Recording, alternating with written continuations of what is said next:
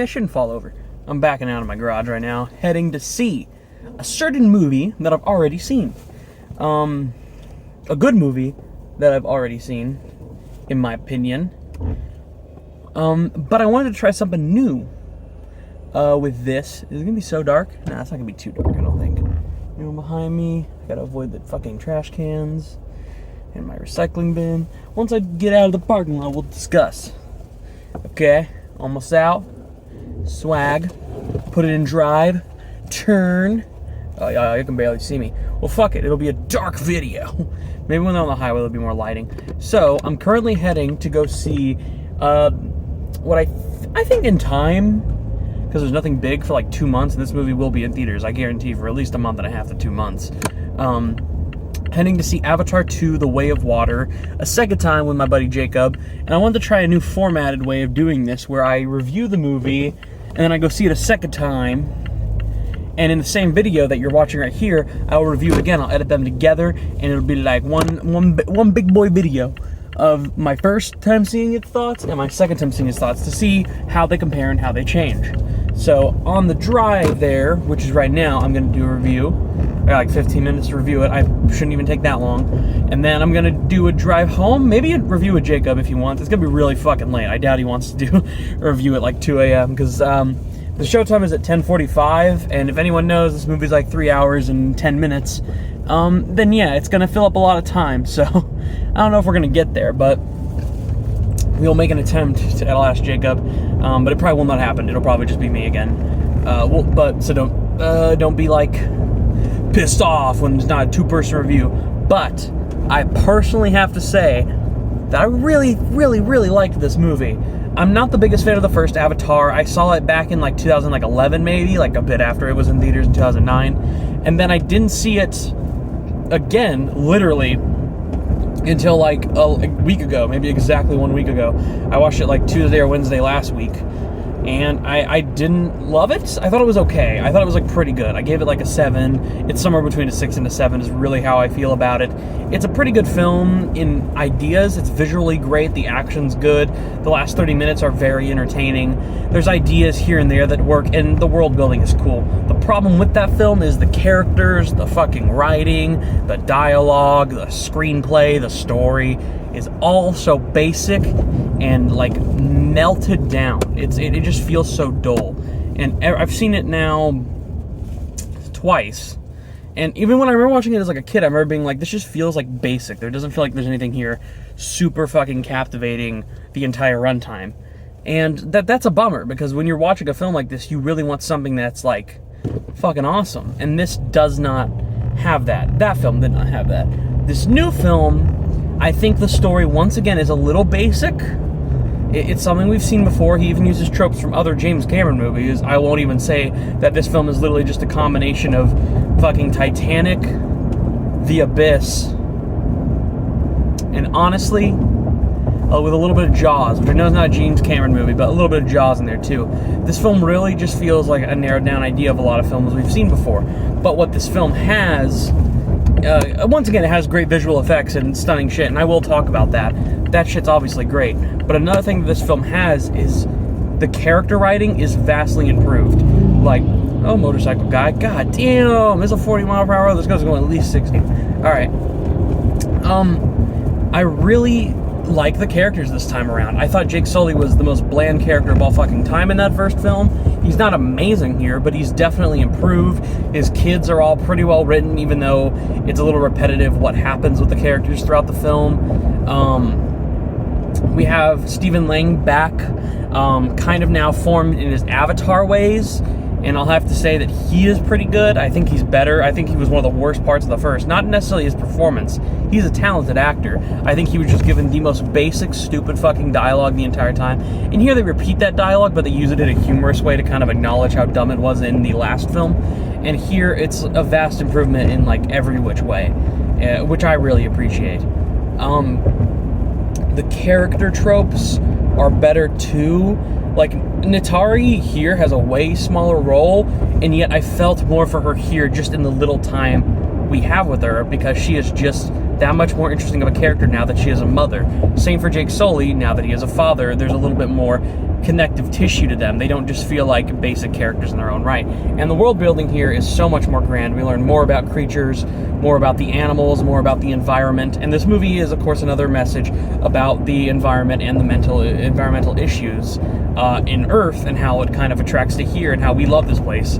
It's just kind of a metaphor for the way that like we treat our Earth. And I think this film does that message so much better than the ideas it does with the Forest one. Once again, people are like, it literally has the exact same story at moments where it's like, oh, we were going for the forest to get utubanium, ubanimanium, whatever the fuck the element is that gives them $20 million. And here they like have to kill like these fucking animals and destroy things in the water to get out like this fucking goo that can like heal shit, and it's worth like $100 million per jar or whatever the fuck. And it's the same thing again.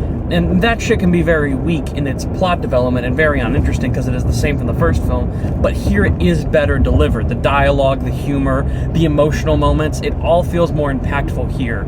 There's a really cool whale character, whale-type character called Bicon. He is fucking awesome. You're gonna love him. He's the thing to root for in the movie. Fuck yeah!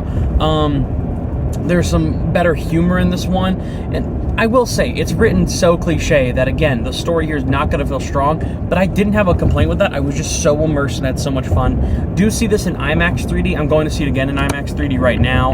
I wanted to try getting a Dolby 3D showtime, but all the Dolby 3D showtimes near me end around like 8:30 p.m., which I can't do. I need to fucking... Yeah, I have work. I might not even get off work until 9, so... I literally, it's like 10:15 now, so I have to head to a 10:45 p.m. showtime, which I'm fine with. I'm glad I get to see it. It's just like, I would have liked to see it in a Dolby 3D to see if it's better, but I can already say, because it's shot in IMAX, and it's like, it fills up the whole goddamn screen, and it does look great in 3D, then I'm fine with IMAX 3D again. If you're gonna see it in a premium format with 3D. And I know people think 3D is not great. Look, I fucking hate 3D. I think 3D is goddamn pointless and this really dumb gimmick that they try to push out to think things for you. But the 3D in this movie is fucking special. Like, it is truly different. And I think when you see it, you'll be like, okay, I understand why people are recommending this in 3D, because I don't recommend movies in 3D. If a fucking animated movie is coming out in 3D, I'm not gonna go see it. I love Puss in Boots too. I think it's better than this goddamn movie. I haven't even reviewed that yet, but you will get a review of it, because I'm gonna go see it a second and a third and a fucking fourth time probably. I saw it a month ago at the early access screening, and I'm telling you, shit, I wouldn't want to go see it in 3D. I don't think they obviously did. It's obviously just filtered later on, and kids will be like, I want to see it in 3D, Mom. I love the gimmick of 3D. That's why someone goes see Puss in Boots. But being genuine here, this is a movie you'd want to see in 3D. If you have the chance to see Avatar in 3D, and it's playing at you in 3D, see it in 3D, and see it in a premium format, because that'll make it way more worth it. The action, the visuals, the characters are all done very well. The only thing here, again, is it is a bland story. And overall, right now, my rating would be an 8.5 out of 10. And we're going to go find out how it is on a second viewing right now with Jacob. I'm curious if I'm going to like it more or less, or just about the same. Because I do think, like, I need a second viewing to see how it handles. Because I think you can watch one of these movies and be, like, just so in the moment, ready for the spectacle you're getting. But spectacles, I've come to learn, don't work on repeat viewings often. A lot of the time. Unless it's, like, a really well-written film as well. So I'm curious if the spectacle will still hold up and have that interest. And that is why I wanted to see it a second time. That, and because it just looks really good. And I want to experience it at least this one more time in a premium format. Because, I mean, I'm sure... Well, it's even coming out. Maybe it will be in premium formats for a really long time, because I'm like, I don't know what the fuck is coming out in January or the rest of this month that could even take over the premium format. So, it'll probably be in there until at least February. But yeah, I'm nearing the theater. Gonna be there in about 5 minutes. So yeah, stay tuned in this video, after I cut off this part, to watch my review either with Jacob or without Jacob, but my second thoughts of the movie after seeing it a second time. Bye. Oh, testing, you see me? I know you see me. Oh man, my allergies. It's so fucking cold. I gotta turn the air on in a minute. Let's put the light on. I'm not gonna have the light the whole time I drive. I can't. But we'll see what my car says when it updates, because there's no way it's only fucking 50 degrees. It is definitely colder. Let's air out the car a bit. Okay. Good, the great smell of gasoline outside. That's great. Okay. So, currently, I am out of Avatar 2, The Way of Water. Went to the 10:45 p.m. It's currently 2:20 a.m. In the morning. So not late at all. Actually, it's early as fuck when you really think about it. It's not that late. It's just really early. And if you saw my first review, I reviewed it already. You just saw it. Like, literally, you would have, because I'm editing these videos together. Now I'm here to talk about my thoughts on it on my second viewing. Jacob did not... It's not that he didn't want to review it. I didn't even fucking ask him. I asked him, do you want to go get food and talk about the movie? And he was like, no. I need to go home. It's like 2:20. I'm like, dude, I agree. But I figured I'd ask because I would like to do a review with another person, but it's fine at this point. I realized it wasn't going to happen. So, yeah. Okay, my car is saying 35. That's probably more accurate. So I saw Avatar 2, The Way of Water again in IMAX 3D over at my local mall. Good mall theater if you go in IMAX or Dolby. Bad every other theater in there. I gotta say, well, you know, I really, really, really liked it. It's fucking awesome, blah, blah, blah. Blah, blah, blah, all the shit I said before. I do think that this is a film that, and I mentioned, like, I wonder how to rely on spectacle. Will it go down a bit? In my score, will it go up? I do think it goes down a bit. I think that this film, on a repeat viewing, is so attentively obvious what it's attempting to do that it's not really that entertaining. In parts, there's parts where it feels slower once you see it again, because you're not just, like, seeing stuff happening. A lot of the thing is visual intrigue the first time you see it. And here... it's visually awesome once again. Like, I was blown away the second time. I was like, holy fuck. Like, how do they pull all this off? 90% of it off. It's just insane. But they fucking do. They manage to make it look so fucking good. So much better than you think it. Like, than you can imagine until you actually see the movie. It is entertaining. I noticed on this viewing a lot more of, like, the fact that it is just the exact same as the first movie. Like, it really is the same movie. If you go to watch this movie, your reaction will probably be, holy fuck, am I seeing the exact same goddamn movie that I saw the first time when I watched the first Avatar? You kind of are. It's them learning now the water things. Like, you have to connect to them when you put the hair in to it and you make the bond, and it's the same thing with their creatures, and it's the same thing learning. The montage of it goes by faster in this one, and we explore different ideas of it besides just the exact same ones with the water creatures, but it is innately similar. I think anyone who's going to see this is going to be like, it's very, very much the same in quite a few ways, and that might not work for some people, but for me at least, it still works because it's a different environment, and this movie does the message better than the first one.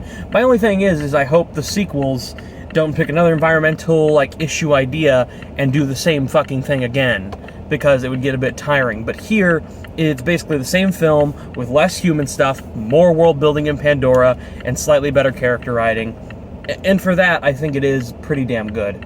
Despite it being a copycat of the first film in a lot of ways, it having very similar tropes, a lot of the ideas not landing perfectly, and the fact that it's just, like, on a rewatch a little overly long, I can't give it as high of a score as I was giving it, but I don't want to decrease my score a lot. I gave it like an 8.5. I would probably be at an 8 out of 10 now, and I think that's where it's going to stay. I think this is a great movie. I think it's very entertaining. I can tell Jacob really liked it. He was pretty much mind blown. I don't know how he feels about the story or all of that, but I could tell from just visual spectacle and a lot of ideas, he thought it was pretty badass.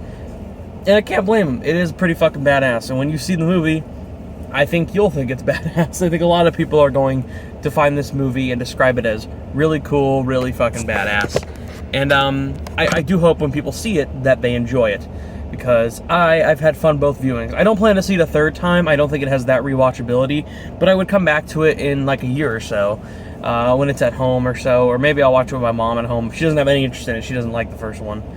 She fell asleep during it, like, way back then, she says, which is fair,